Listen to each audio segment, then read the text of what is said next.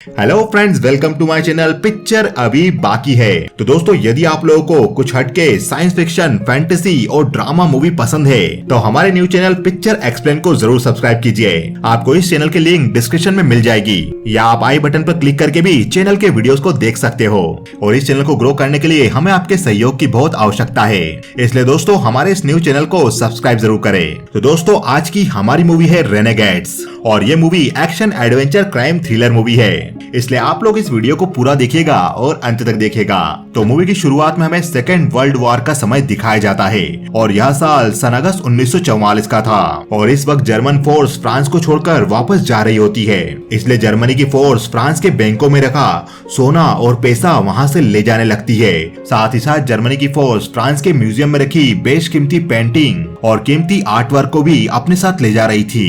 कीमती चीजों को अपने ट्रकों में लाद कर जर्मन फोर्स का ये काफिला यूगोस्लाविया कंट्री के ग्राहावियो शहर पर रुकता है। जर्मन फोर्सेज इस शहर में रहने वाले लोगों को उनके घरों से निकालकर सड़कों पर इकट्ठा करने लगती है। तभी एक लेडी अपने छोटे बच्चे को जर्मन फोर्स से बचा लेती है। वो लेडी अपने बच्चे को पीछे की खिड़की से वहां से भगा देती है। आगे हमें रात का समय दिखाया जाता है, जब जर्मनी की सेना जो सोना ट्रकों में भरकर फ्रांस से अपने साथ लेकर आए थे, वो सोना वो ट्रकों से निकालकर ग्राहकों के एक बैंक में ही रख रहे होते हैं। दूसरी तरफ यूगोस्लाविया का ही एक रेबल ग्रुप जो जर्मन फोर्स का विरोध करता था, उन्होंने चुपके से शहर के ऊपर लगे डैम पर विस्फोटक लगा दिए थे, और वो उस डैम को उड़ाने की तैयारी कर रहे थे, ताकि डैम का पूरा पानी शहर को डुबा दे और जर्मन सेना मारी जाए। मूवी के अगले सीन में हमें कहानी सन 1995 की दिखाई जाती है, जब बोस्निया का साराजेवो शहर युद्ध से ग्रस्त था। यह इलाका बोस्निया के एक जनरल के कंट्रोल में था, और इस जनरल का इंटरव्यू लेने के लिए एक वैन आती है जिसमें दो लोग बैठे हुए थे। तब जनरल के लोग उन दोनों प्रेस वालों को गाड़ी से उतारकर उनकी चेकिंग करने लगते हैं और उन्हें कपड़े उतारने के लिए कहते हैं। जब उन दोनों प्रेस वालों के पास कुछ नहीं मिलता, तभी बोस्नियन सर्ब आर्मी का एक कोर ऑफिसर पेट्रोविच भी आकर उन दोनों प्रेस वालों को देखता है, और पेट्रोविच उन दोनों को जनरल का इंटरव्यू लेने के लिए अपने साथ ले जाता है। और पेट्रोविच उन दोनों प्रेस वालों से कहता है, जनरल चाहते हैं कि उन्हें दुनिया बेकसूर और निर्दोष समझे, ना कि वो क्रूर नेता जो कि यहाँ पर नरसंहार कर रहा है। आगे जनरल से मिलने के बाद वो दोनों प्रेस वाले जनरल का इंटरव्यू लेने की तैयारी करने लगते हैं। ये दोनों असल में प्रेस वाले नहीं, बल्कि यूएस नेवी सील के कमांडो थे। इसमें से एक आदमी का नाम स्टैंटन बेकर था और दूसरे आदमी का नाम कर्ट बफी था। मूवी के अगले सीन में हमें दिखाते हैं कि जनरल के कैंप के पास ही एक झील थी, और झील के अंदर से 3 नेवी सील कमांडो बाहर निकलते हैं। इन तीनों का नाम मैट बर्नास, बेन मोरन और जैक पॉटर था, और ये तीनों वहीं बनी एक पुरानी फैक्ट्री का ताला तोड़कर उसमें घुसते हैं। फैक्ट्री के बेसमेंट से होते हुए वो बोस्निया सर्ब जनरल के कमरे के ठीक नीचे पहुंच जाते हैं। उन्होंने नीचे की छत पर विस्फोटक लगा दिया था। जनरल के रूम में स्टैंटन और कर्ट जनरल का इंटरव्यू लेने लगते हैं, और थोड़ी देर में कर्ट बोलता है, ऑडियो की रिकॉर्डिंग में थोड़ी दिक्कत आ रही है, और ऐसा बोलकर वो माइक चेक करने जनरल के पास जाता है। तभी कर्ट माइक के अंदर से एक पेन निकालता है और उसे जनरल की गर्दन के अंदर घुसाकर उसे बेहोश कर देता है। दूसरी तरफ स्टैंटन भी कैमरे के अंदर से एक चाकू निकालकर वहां खड़े गार्ड्स को मार देता है। स्टैंटन और कर्ट रूम के बाकी सभी गार्ड्स को मार देते हैं। तभी नीचे बैठी टीम बटन दबाकर ब्लास्ट कर देती है, और फ्लोर में एक बड़ा होल होता है, जिस होल से स्टैंटन और कर्ट नीचे उतर जाते हैं, और जनरल को वो लोग एक बॉडी बैग में लेटाकर वहां से भागने लगते हैं। विस्फोट होने की आवाज बाहर खड़े पेट्रोविच को भी आ जाती है, और वो अपने आदमियों के साथ अंदर जाकर देखता है। दूसरी तरफ यूएस नेवी के लोग बेसमेंट से होते हुए जनरल को लेकर बाहर निकलते हैं, तो वो देखते हैं उनकी पिकअप लोकेशन पर सर्ब आर्मी के लोग बोट लेकर पहले से खड़े हुए थे। ये देखकर यूएस नेवी के लोग उन पर फायरिंग करते हैं और उन्हें खत्म कर देते हैं। तभी वहां पर सर्ब सोल्जर की एक दूसरी बोट भी आ जाती है, और उसमें बैठे सोल्जर यूएस नेवी के कमांडो पर लगातार फायरिंग करने लगते हैं। तब मैट बर्नास, जो कि टीम को लीड कर रहा था, उसे समझ आ गया था कि वो अपनी टीम को लेकर यहाँ से नहीं भाग सकता, इसलिए वो अपनी टीम को लेकर वापस बेसमेंट के अंदर जाता है। तब वो फैक्ट्री की एक खुफिया जगह में पहुंच जाते हैं, जहाँ पर आर्मी की गाड़ियां और टैंक रखा हुआ था। तब वो डिसाइड करते हैं कि वो लोग यहाँ से आर्मी टैंक में निकलेंगे। मैट बर्नास टैंक में अपनी टीम के साथ जाकर टैंक को चलाने लगता है, और वो लोग दीवार तोड़ते हुए वहाँ से भागने लगते हैं। तब बोस्निया सर्ब आर्मी भी टैंक पर हमला शुरू कर देती है, और टैंक के पीछे आर्मी के ट्रक भी पड़ जाते हैं। और वो टैंक लेकर वहाँ से भागने लगते हैं। तभी बर्नास को वहाँ पर एक टावर दिखाई देता है। तब बर्नास जैक को उस टावर को भी उड़ाने के लिए कहता है। जैक उस टावर को भी उड़ा देता है और उस टावर के नीचे गिरने से पहले ही बर्नास टैंक को लेकर निकल जाता है और टावर गिरने से टैंक के पीछे आ रही सभी गाड़ियां टावर से टकराकर पलट जाती है। बर्नास टैंक को लेकर झील के ऊपर बने पुल से वहां से भागने लगता है। तभी उनके टैंक के सामने और भी टैंक और गाड़ियां आ जाती है और बर्नास के टैंक के पीछे भी दूसरे टैंक आकर टैंक का रास्ता पूरी तरह से ब्लॉक कर देते हैं और उनके सामने आर्मी का ऑफिसर पेट्रोविच भी आकर खड़ा हो जाता है। तब बर्नास जैक को पुल का साइड का हिस्सा उड़ाने के लिए कहता है और पुल का साइड का हिस्सा उड़ाने के बाद बर्नास टैंक को पुल के नीचे झील में जम करवा देता है। अब धीरे धीरे टैंक में पानी भराने लगा था और बोस्निया सर्ब आर्मी के सोल्जर पानी में फायरिंग करने लगे थे। फायरिंग के रुकने के बाद बर्नास अपनी टीम को टैंक से निकलने के लिए कहता है और वो सभी पानी के अंदर से तैरते हुए वहां से निकल जाते हैं। थोड़ी आगे जाकर उन्हें बोस्नियन सर्ब आर्मी की एक बोट दिखाई देती है। तब वो पानी से निकलकर उस बोट पर बैठे सोल्जर पर फायरिंग करते हैं और सभी सोल्जर को मारकर वो बोट को अपने कब्जे में लेकर वहां से निकल जाते हैं। आगे बर्नास अपनी टीम को लेकर यूएस आर्मी कैंप में पहुंचता है और वो अपने साथ बोस्नियन आर्मी के जनरल को भी पकड़ कर लाए थे। तब उस बेस कैंप का कमांडिंग ऑफिसर एडमायरल लेविन उन पांचों को अपने कैबिन में बुलाता है। तब एडमायरल लेविन बर्नास और उसकी टीम से कहता है, तुम्हें यहाँ से ऑर्डर दिए गए थे कि तुम्हें चुपचाप उस पैकेज को वहाँ से लाना है, वहाँ पर बिना कोई फुटप्रिंट छोड़े यहाँ पर डिलीवर करना है। तुम टैंक लेकर सड़कों पर उतर गए, उनके आर्मी कैंप पर तबाही मचाई। तुम्हें पता है मुझे ऊपर क्या क्या जवाब देना पड़ा। तब बर्नास कहता है, हमें सिचुएशन के हिसाब से हमारे प्लान को बदलना पड़ा। हमने जनरल को वहाँ से पकड़ लिया था पर हमारे भागने का रास्ता ब्लॉक हो चुका था। तब हमें उस टैंक को सड़क पर लेकर आना पड़ा अपनी जान बचाने के लिए। बर्नास के एक्सप्लेनेशन को सुनकर एडमिरल लेविन थोड़े शांत होते हैं और वो बर्नास को एक विस्की की बोतल गिफ्ट करते हैं क्योंकि उनका मिशन सक्सेसफुल हुआ था। रात को पीने के लिए बर्नास और उसकी 5 लोगों की टीम एक बार में जाते हैं। तभी वहाँ पर एक खूबसूरत वेटरेस लारा आती है जिसे देखकर वही बेटा बैन उससे फ्लर्ट करने की कोशिश करने लगता है पर लारा उसे ज्यादा भाव नहीं देती। इस बात पर वो पांचों आपस में हंसी मजाक करने लगते हैं और उसके बाद देर रात वो लोग बाहर से निकल जाते हैं। तब बर्नास स्टेंटन से कहता है, मैं कबाब खाने जा रहा हूँ, क्या तुम चलना पसंद करोगे? तब स्टेंटन कहता है, नहीं, मैं वहाँ नहीं जाना चाहता। ये सुनकर बर्नास और स्टेंटन दोनों अलग अलग रास्तों पर निकल जाते हैं और स्टेंटन थोड़ी आगे जाकर दौड़कर एक घर तक पहुँचता है। तभी उस घर का दरवाजा लारा खोलती है। लारा और स्टेंटन दोनों एक दूसरे को पसंद करते थे और स्टेंटन लारा के घर पर ही आया हुआ था। आगे वो दोनों एक साथ इंटीमेट होते हैं। लारा वहाँ की एक लोकल लड़की थी और वो स्टेंटन को बताती है कि मैं अपने देश बोस्निया की प्रॉब्लम देखकर बहुत दुखी होती हूँ और मैं वहाँ के लोगों की मदद करना चाहती हूँ। लारा इस काम के लिए एक एनजीओ बनाने का प्लान भी कर रही थी और वो उसके लिए पैसे इकट्ठा कर रही थी। आगे लारा अपने घर में अपना डिनर तैयार कर रही होती है। तभी उसके घर में उसका भाई और उसके कुछ दोस्त आते हैं और लारा का भाई लारा से कहता है, वो बार तुमने कहाँ रखा है, वो मुझे दे दो। तब लारा कहती है, वो तुम्हें कभी नहीं मिलेगी, तुम अपने दोस्तों को लेकर यहाँ से निकल जाओ। तभी वहाँ पर स्टेंटन आकर लारा के भाई को समझाने लगता है और स्टेंटन लारा के भाई और उसके दोस्तों को मारने लगता है। तभी लारा के भाई का एक दोस्त स्टेंटन पर गन पॉइंट कर देता है। तब लारा का भाई स्टेंटन और लारा को लेकर घर के बाहर निकलता है तो घर के बाहर बर्नास पहले से ही खड़ा हुआ था और वो लारा के भाई और उसके आदमियों पर अचानक हमला कर देता है और स्टेंटन और बर्नास उन सभी को घायल कर देते हैं। इसके बाद बर्नास लारा से पूछता है, ये लोग कौन हैं और ये तुमसे क्या चाहते थे? लारा कहती है, इसमें से एक मेरा भाई है और बाकियों को मैं नहीं जानती। तब बर्नास स्टेंटन को अकेला छोड़कर वहां से चला जाता है। अगले दिन स्टेंटन और लारा दोनों घर में थे और लारा स्टेंटन के सामने अपने घर से कपड़े में ढकी कोई चीज निकालती है और लारा उस चीज को स्टेंटन को दिखाती है तो वो चीज सोने का एक ठोस ब्लॉक थी।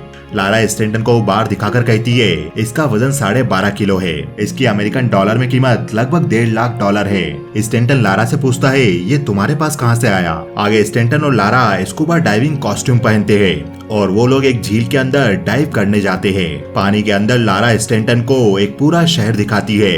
उस शहर के अंदर कई घर, चर्च और पुराना सामान दिखाई दे रहा था। आगे लारा स्टेंटन को बताती है, ये मेरे दादाजी की कहानी है। आगे वापस फ्लैशबैक में हमें वही फिल्म की शुरुआत का सीन बताया जाता है कि कैसे वो बच्चा यानी लारा की दादाजी जर्मन सैनिकों से बचकर भागे थे। जर्मन सैनिक लारा के दादाजी के माता पिता के साथ साथ उस शहर के सारे नागरिकों को पकड़कर ले जाने लगे और लारा के दादाजी छिपकर ये सब देख रहे थे। लारा के दादाजी गाड़ी के पीछे ही छिपे थे। तब वो देखते हैं कि कुछ जर्मन सैनिक ट्रक के अंदर से कुछ बक्सों को बैंक की बिल्डिंग में ले जा रहे थे। ये देखकर लारा के दादाजी उस ट्रक के नीचे जाकर छिप जाते हैं और वो देखते हैं कि उन बक्सों में सोने के बार्स थे। तब वो बच्चा यानी लारा के दादाजी उस बक्से में से एक बार निकाल लेते हैं और उसे अपने पास छिपा लेते हैं। वो बच्चा सोने का बार लेकर वहाँ से भागने लगता है।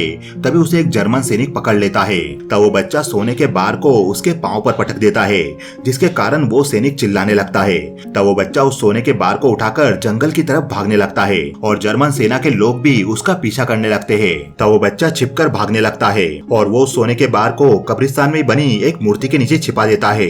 आगे वो बच्चा जर्मन सेना से बचते हुए जंगल की तरफ भागता है। तभी उसे जंगल से कुछ चीखें सुनाई आने लगी थी और अचानक जंगल के बीच में कई सारी गोलियां चलने लगी थी और कई लोगों की चीखें सुनाई आने लगी थी, जिसे सुनकर वो बच्चा डर गया था और वो समझ गया था कि उस जगह पर उसके माँ बाप को और शहर के बाकी लोगों को मारा गया है। तभी उस बच्चे के पीछे एक आदमी आता है और वो उस बच्चे से कहता है, आवाज मत करो, मैं नाजी सेना से नहीं हूँ, मैं तुम्हारी मदद करूंगा। वो आदमी रेबेल ग्रुप का था और वहाँ पर रेबेल ग्रुप भी आ जाता है।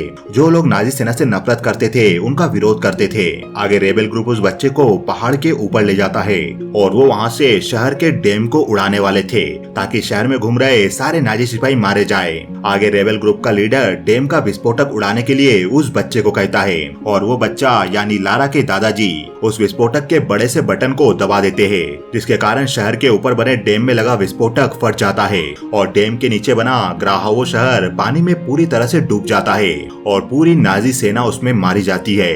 समय बीतता जाता है और सभी लोग उस डूबे शहर को भूल जाते हैं और वो शहर हमेशा के लिए झील के पानी में डूबकर रह गया था। आगे लारा कहती है, मैं चाहती हूँ कि मैं पानी के अंदर बने उस बैंक से सारा सोना निकाल लूं और उससे मुझे जो पैसा मिले उसे युद्ध में ग्रस्त देश को पुनः खड़ा करूं। आगे इंस्टेंटन वो सोने का बार अपने नेवी सील के दोस्तों को बताता है और अंदाजा लगाकर वहीं बैठा बेन कहता है, इस खजाने की कीमत तकरीबन 300 मिलियन डॉलर होगी या उससे ज्यादा भी। तब बर्नास कहता है, वो खजाना 150 फीट पानी के अंदर है और वो भी हमारे दुश्मन सेना की टेरिटरी में। तभी वहाँ पर लारा आ जाती है और लारा और स्टेंटन सभी लोगों को समझाते हैं कि लारा इस गोल्ड के पैसों से अपने देश के लोगों की मदद करना चाहती है, उनके लिए स्कूल बनवाना चाहती है, हॉस्पिटल बनवाना चाहती है ताकि उसके देश के लोग भी अच्छी लाइफ जी सके। आगे लारा इस खजाने के पैसों में से 50% हिस्सा मांगती है अपने देश के लोगों के लिए और 50% वो बर्नास की टीम को देने के लिए तैयार हो जाती है। आगे उन सब के मन में एक डाउट होता है कि वो नेवी सील के कमांडो है और उन्हें इस मिशन को करने के लिए ऊपर से परमिशन नहीं है। तभी वहाँ पर बर्नास आके कहता है, हमारे पास यहाँ पर 6 महीने हैं और हमने हमारी जिंदगी में अभी तक कोई भी ऐसा काम नहीं किया है जो यादगार रहे, तो हमें ये काम जरूर करना चाहिए और इससे यहाँ के लोकल लोगों की भी काफी मदद हो सकती है। बर्नास की बात सुनकर वो सारे प्लान को एग्जीक्यूट करने के लिए तैयार हो जाते हैं। दूसरी तरफ पेट्रोविच और उसकी सेना के लोग अभी भी यूएस नेवी सील के कमांडो की तलाश में लगे हुए थे और उन्हें वो मृत सिपाही मिल जाते हैं जिन्हें मारकर जिनकी बोट लेकर यूएस नेवी सील के लोग भागे थे। स्टेंटन आगे खजाने को वापस लाने का प्लान सभी को बता रहा होता है। वो बताता है, पानी के नीचे एक शहर है और उसमें एक बैंक है चर्च के ठीक पास में। उस बैंक में एक तिजोरी है जिसका मॉडल नंबर वो जैक को देता है ताकि जैक उस मॉडल नंबर का पता करके उसे खोलने की तैयारी करे। आगे स्टेंटन कहता है, हमें लेक में डाइव करने के लिए एक डाइविंग स्पॉट मिल गया है, अब बस हमें इन्वेंटरी और जरूरी सामान का इंतजाम करना होगा जिससे हम बैंक के वॉल्ट को तोड़ने का काम कर सके। तब जैक वॉल्ट रूम के लॉकर मॉडल को देखकर कहता है, हमें इलेक्ट्रोड चाहिए होगी तिजोरी को काटने के लिए और बहुत सारे ऑक्सीजन सिलेंडर भी चाहिए होंगे। तब बर्नास पूछता है, ये काम करने में हमें कितना समय लग जाएगा? बेन कहता है, हमें कम से कम 5 रातें लग जाएगी क्योंकि पानी के अंदर हम सिर्फ 2 घंटों के लिए रह सकते हैं, वरना हमें डिकम्प्रेशन सिकनेस होने का खतरा है, इसलिए इस मिशन में ज्यादा टाइम लगेगा। पर मेरे दिमाग में एक और सवाल है, इतना सारा गोल्ड हमें मिल भी गया तो हम 2000 गोल्ड बार को पानी के ऊपर कैसे लेके आएंगे? यह सवाल सुनकर सभी लोग सोच में पड़ जाते हैं। उसके बाद वह सारे मार्केट में जाकर मिशन को पूरा करने के लिए जरूरी सामान इकट्ठा करते हैं और वो कुछ सामान अपनी कमांड बेस से भी ले लेते हैं। बेस कैंप में काम करने वाले डिमिट्री नाम के आदमी से वो उसका ट्रक उधार ले लेते हैं। मूवी के अगले सीन में लारा अपने घर पर जाती है तो वो देखती है उसका गोल्ड बार किसी ने चुरा लिया था। वो गोल्ड बार लारा के भाई ने ही चुराया था। और वो उस गोल्ड बार के कुछ टुकड़े कर उसका इस्तेमाल करने लगा था चीजों को खरीदने में। आगे हमें दिखाया जाता है कि बेन प्लान बना चुका था कि वो लोग कैसे सारे गोल्ड बार को पानी की सतह पर लाएंगे।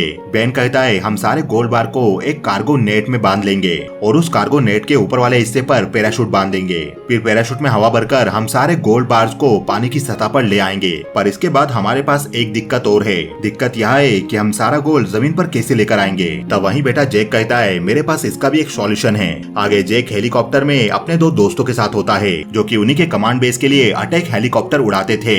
उस हेलीकॉप्टर के दोनों ही पायलट बहुत बहादुर थे। वो दुश्मन के एरिया में बिना डरे हेलीकॉप्टर लेकर चले जाते हैं। जैक उन दोनों पायलट को वो लोकेशन दिखाता है जहाँ से उन्हें सोना लेकर उड़ना था और जैक कहता है अगर तुम लोग हमारी मदद करोगे तो तुम्हें हम $1 मिलियन देंगे।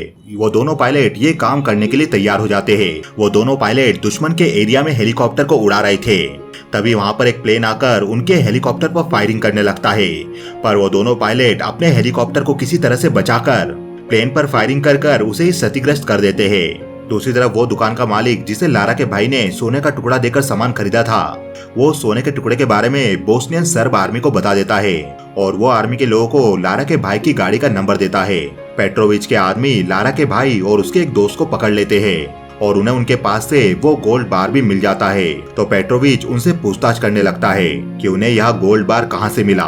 दूसरी तरफ कमांड बेस में एडमिरल लेविन बर्नास और उसकी टीम को अपने केबिन में बुलाता है और एडमिरल लेविन कहता है तुमने साराजेवो की सड़कों पर जो टैंक चलाया था, कमेटी ने हमें उसकी रिपोर्ट भेज दी है। पर कमेटी ने तुम लोगों को फायर तो नहीं किया है और कहा है तुम पांचों को तुरंत इस बेस कैंप से रिमूव कर दिया जाए, इसलिए 36 घंटों के अंदर तुम्हें इस बेस कैंप से रिपोर्ट कर दिया जाएगा।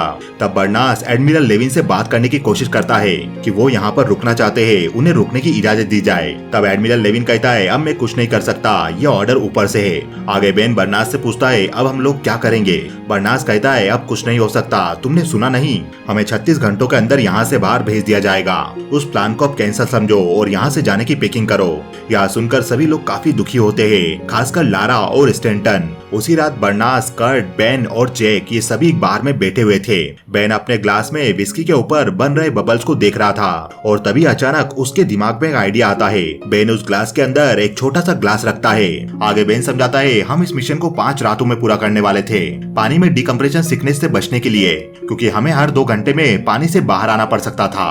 पर यदि हम पानी के अंदर ही ऐसा एयर जोन बना दे जहाँ पर हम खुल के सांस ले सके और डिकम्प्रेशन सिकनेस से भी बच सके और शायद 8 घंटे में ही इस पूरे मिशन को पूरा कर लेंगे।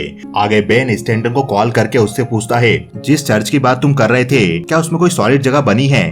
स्टैंटन कहता है हाँ, उस चर्च में गाना बजाने वालों की गैलरी बनी है जो कि पत्थर की बनी हुई है। बेन कहता है और उस चर्च में कोई बेल है। स्टैंटन कहता है हाँ, सॉलिड पीतल की एक बेल है। बेन कहता है तो हम उस बेल के अंदर हवा भर सकते हैं और बेल के अंदर एक जनरेटर ले जाकर चालू कर देंगे और जनरेटर की हवा को हम उस पत्थर वाली जगह पर छोड़ेंगे, जिससे हवा के कारण वहाँ के पानी का स्तर नीचे आ जाएगा और उसे हम हमारा ऑपरेशन बेस बना सकते हैं। हम अभी निकलेंगे और सुबह होने से पहले काम करके वापस आ जाएंगे। आगे जैक उन दोनों पायलट के पास जाता है जिनका हेलीकॉप्टर उन्हें चाहिए था, पर पायलट जैक को मना कर देता है कि इतने शॉर्ट नोटिस में हम हेलीकॉप्टर का इंतजाम नहीं कर सकते।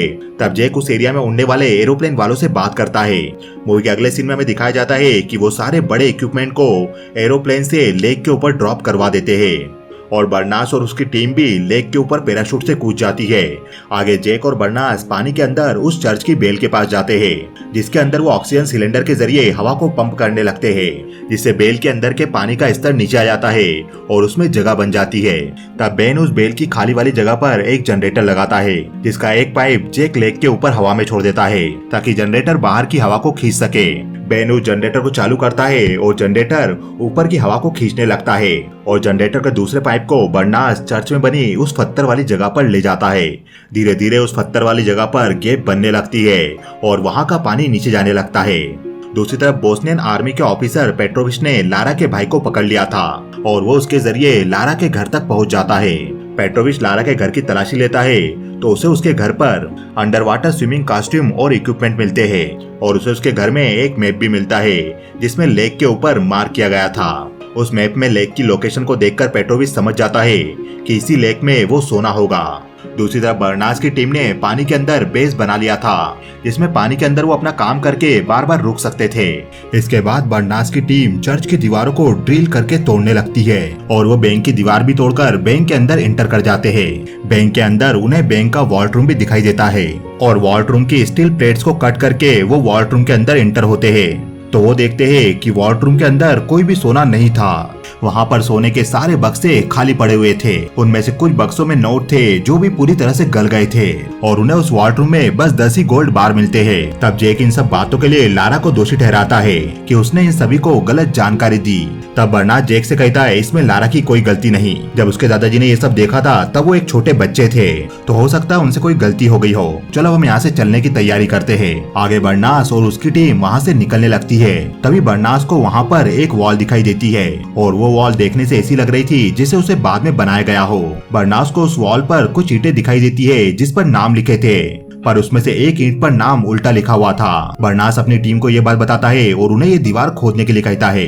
वो लोग मिलकर उस दीवार को खोदने लगते हैं तो उसके अंदर एक तहखाना था और तहखाने के अंदर उन्हें लकड़ी का एक बड़ा सा बक्सा दिखाई देता है। उस बक्से के अंदर उन्हें कुछ पुरानी पेंटिंग्स मिलती है, जिसे देखकर वो समझ जाते हैं कि हो ना हो खजाना भी यहीं पर छिपाया गया हो। वहाँ उन सभी को एक बड़ा सा बक्सा और मिलता है। वो उस बक्से की लकड़ी को हटाते हैं तो उसके अंदर उन्हें कई सारे सोने के बार्स मिलते हैं, जिन्हें देखकर उन सभी की आंखें फटी की फटी रह जाती है और वो सभी लोग उन सोने के बार्स को नेट में इकट्ठा करने लगते हैं। तभी लारा के घर से मिले हुए नक्शे के अनुसार पेट्रोविच भी उस जगह की लोकेशन पर पहुंच गया था और उसे पानी के ऊपर पुराने नोट तैरते हुए दिखाई दे रहे थे। पेट्रोविच समझ जाता है कि उससे पहले ही सोने को कोई लेने आया है और वो लेक के अंदर अपने आदमियों को भेजता है। आगे बेस कैंप में एडमिरल लेविन से उनका एक आदमी कहता है, सर मैंने पायलट रेनी और डेट्रॉय को सोने के बारे में कुछ अजीब सी बातें करते हुए सुना था। तब एडमिरल लेविन कहता है उन दोनों को मेरे ऑफिस में भेजो। आगे लेविन डेट्रॉय और रेनी को सब कुछ सच सच बताने के लिए कहता है और जॉब से निकाले जाने के डर से वो सब कुछ सच सच बता देते हैं। दूसरी तरफ बर्नास की टीम पानी के अंदर सारे गोल्ड बार को नेट पर इकट्ठा कर चुकी थी और उनकी टीम नेट पर पैराशूट बांधने की तैयारी कर रही थी। तभी वहां पर पेट्रोविच के आदमी भी आ जाते हैं और वो बर्नास की टीम पर चाकू से हमला करने लगते हैं। उनमें से एक आदमी को बर्नास की टीम वहीं पर मार देती है और जब दूसरा आदमी बेन पर हमला करने आता है तो बेन उसे भी मार देता है, पर उसके हाथ में पैराशूट लिपट गया था और पैराशूट के छूटते ही पेट्रोविच का वो आदमी ऊपर चला जाता है। पेट्रोविच अपने आदमी को मरा हुआ देखकर कहता है इन पर ग्रेनेड डालो। पानी के अंदर बने बेस में बर्नास की पूरी टीम इकट्ठा होती है और जेक बर्नास से कहता है कोई ऊपर है और उनमें से 2 आदमियों ने हम पर हमला किया। तब बर्नास कहता है ऊपर कोई भी हो हमें अपना काम जल्दी खत्म करना है और वो सारे लोग वापस अपने काम पर जुट जाते हैं। बर्नास की टीम ने गोल्ड बार को कार्गो नेट पर इकट्ठा कर लिया था और वो कार्गो नेट्स पर अब पैराशूट बांध देते हैं और पैराशूट के अंदर वो ऑक्सीजन सिलेंडर के द्वारा गैस को भरने लगते हैं, पर पैराशूट में गैस थोड़ी कम थी इसलिए पैराशूट थोड़ा ही उठ पाता है। तभी ऊपर से पेट्रोविच की टीम एंकर पर ग्रेनेड बांधकर उसे पानी के अंदर छोड़ती है, जो ग्रेनेड पानी के अंदर बने चर्च और बैंक पर जाकर गिरते हैं, जिसके कारण वो बिल्डिंग तहस नहस हो जाती है। पेट्रोविच की टीम ऊपर से लगातार ग्रेनेड फेंक रही थी, इसलिए बर्नास और उसकी टीम पैराशूट को लेकर बैंक से थोड़ी दूरी पर चली जाती है, पर अभी भी उन्हें सोना ऊपर पहुंचाने के लिए पैराशूट में और गैस की जरूरत थी, पर बचे हुए गैस सिलेंडर चर्च और बैंक के मलबे में दब चुके थे। तब बर्नास अपनी टीम से पैराशूट में कहता है तुम लोग सभी यहीं पर रहो, कुछ और ऑक्सीजन सिलेंडर बाकी है मैं उन्हें लेकर आता हूँ। तब बर्नास उस ऑक्सीजन सिलेंडर को मलबे के बीच में लेने जाता है। तभी ऊपर से पेट्रोविच की टीम वहाँ पर और ग्रेनेड छोड़ती है, जिसके कारण चर्च और बैंक का मलबा पूरी तरह धंसने लगता है, पर बर्नास ऑक्सीजन सिलेंडर लेकर किसी तरह से वहां से निकल जाता है और वो पैराशूट में जाकर सिलेंडर की गैस छोड़ता है, जिसके कारण पैराशूट सोने को लेकर सतह पर जाने लगता है। सतह पर पैराशूट के पहुंचते ही पेट्रोविच पैराशूट को देख लेता है। बर्नास और उसकी टीम पानी से निकलती है तो वो देखती है पेट्रोविच की टीम ने उसे घेर लिया था और पेट्रोविच बर्नास पर रॉकेट लॉन्चर से हमला करने वाला था। तभी वहां पर अचानक नेवी का एक हेलीकॉप्टर आकर पेट्रोविच और उसके आदमियों की बोट को उड़ा देता है और जिसमें पेट्रोविच और उसके सारे आदमी मारे जाते हैं। ये देखकर बर्नास की सारी टीम और लारा काफी खुश होते हैं। यह हेलीकॉप्टर डेट्रॉय और रेनी ही चला रहे थे, जिन्हें जेक ने पानी से सोना सतह पर ले जाने के लिए हायर किया था। आगे वो लोग हेलीकॉप्टर के मोटे वायर से कार्गो नेट को बांधते हैं और नेट में रखा सारा सोना और बर्नास की टीम को वहां से लेकर उड़ जाते हैं। आगे एडमिरल लेविन बर्नास की टीम से पूछता है, तुम बिना कुछ छुपाए मुझे सब कुछ बताओ। तब स्टैंटन कहता है, जो भी सोना हमें मिला है उससे बोस्नियन लोगों की मदद हो सकेगी। और बेन लेविन को बताता है, हमें कुल मिलाकर 24 टन सोना मिला है, जिसकी मार्केट में कीमत $302 मिलियन है। यह सुनकर लेविन सोच में पड़ जाता है। मूवी के अगले सीन में हमें दिखाया जाता है कि एडमिरल लेविन ने एक प्रेस मीटिंग रखी थी और उन्होंने प्रेस के सामने उन गोल्ड बार को डिस्प्ले किया था। और प्रेस मीटिंग में एडमिरल लेविन कहते हैं, हमें पानी के अंदर से $150 मिलियन का फ्रांस का पुराना खजाना मिला है और यह खजाना हम फ्रांस को लौटाने वाले हैं। इसके बदले फ्रांस की गवर्नमेंट नेवी सील के कमांडोज को और लारा को मेडल देती है। और मीटिंग के बाद एडमिरल लेविन बर्नास की टीम को और लारा को अपने केबिन में बुलाते हैं और एडमिरल लेविन उन सभी को एक एक चेक देते हैं और कहते हैं, मैंने बाकी के $150 मिलियन के गोल्ड बार्स को अपने एक रिश्तेदार की मदद से मार्केट में बिकवा दिया है और ये उसमें से तुम्हारा हिस्सा है। बर्नास की टीम अपने अपने चेक को देखती है तो उनके चेक में काफी छोटा अमाउंट था। यह अमाउंट $3000 का था। ये देखकर बर्नास की टीम हैरान हो जाती है और वो लोग सोचते हैं कि एडमिरल लेविन ने उनके हिस्से का सारा पैसा अपने पास रख लिया। पर जब लारा अपना चेक देखती है तो वो हैरान रह जाती है। लारा के चेक में $149 मिलियन का अमाउंट दर्ज था ताकि वो अपने एनजीओ मिशन को पूरा कर सके। ये देखकर लारा एडमिरल लेविन का शुक्रिया अदा करती है। बर्नास भी ये देखकर खुश होता है और वो अपना चेक भी लारा को दे देता है और बर्नास की टीम भी अपने अपने चेक लारा को दे देती है। वो सभी लोग बाहर निकल जाते हैं और लारा सबको कहती है, चलो हम मिलकर अब पार्टी करेंगे। वो लोग खुशी खुशी वहाँ से निकल जाते हैं और मूवी यहीं खत्म हो जाती है। तो दोस्तों, आपको ये वीडियो कैसा लगा हमें बताइए कमेंट सेक्शन में। हमारे इस वीडियो को लाइक कीजिए, हमारे इस चैनल को सब्सक्राइब कीजिए, क्योंकि पिक्चर अभी बाकी है मेरे दोस्त।